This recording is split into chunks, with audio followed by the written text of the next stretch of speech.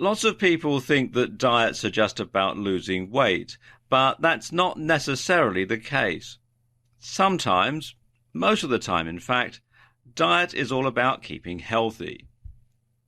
Now, when you're talking about what sort of diet you should adopt, there are two factors that you need to take into consideration: your lifestyle and your body mass index, otherwise known as BMI. Now let's talk about lifestyle for a moment. What sort of lifestyle do you lead? Do you lead an active lifestyle? Are you a manual worker? Do you work out at the gym a lot or play sports?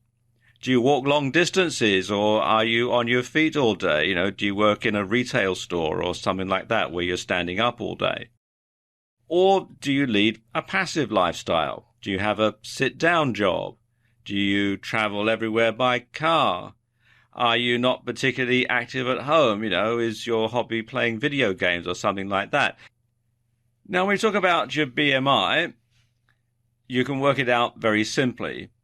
First of all, you divide your weight in kilograms by your height in meters.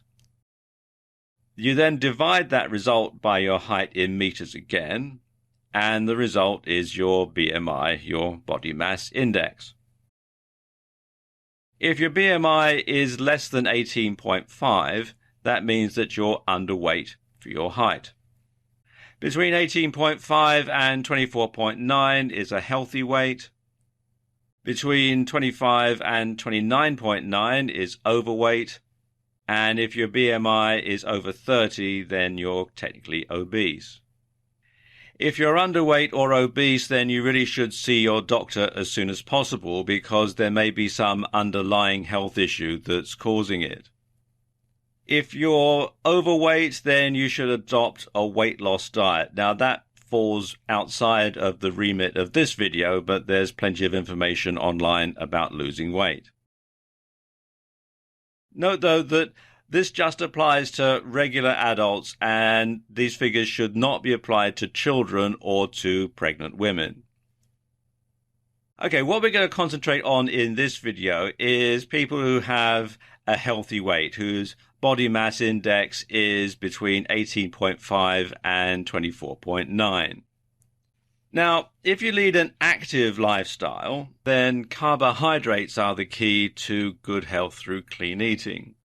You see, carbohydrates deliver glucose into your bloodstream for immediate energy, and the rest is stored in muscles as glycogen.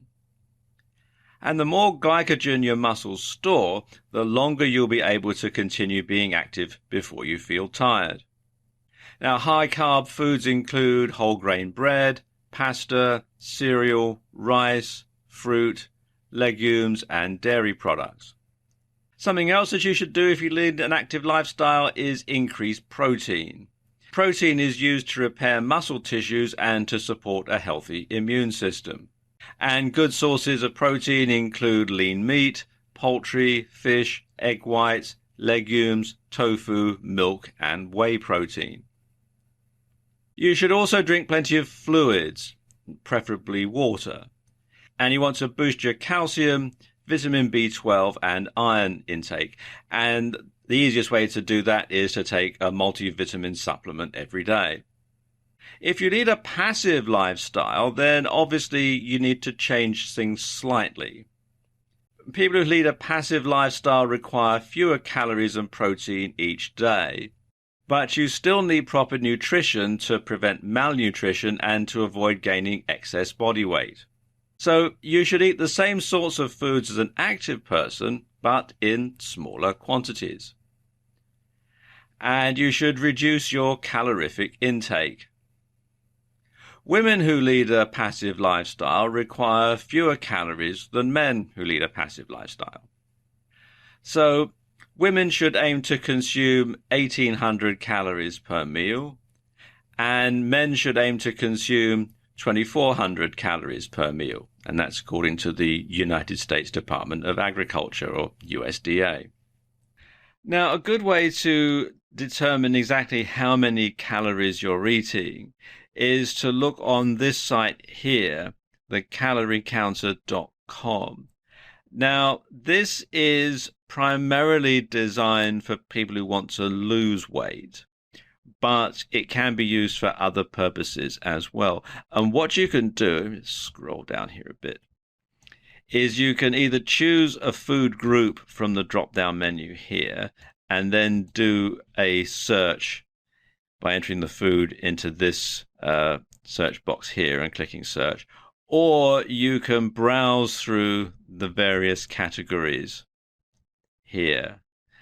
And it can be very interesting to see exactly how many calories are in each particular food. Quite often it's more, quite often it's less than you think you might be getting. Elderly people who lead a passive lifestyle should consume more protein than younger people. And they should consume 1.0 to 1.2 grams of protein per kilogram, or about 0.45 to 0.55 grams of protein per pound of body weight each day. And that's according to the Journal of the American Geriatric Society. But wherever possible, whether you lead an active or a passive lifestyle, you should eat only fresh foods, preferably organically grown or free range.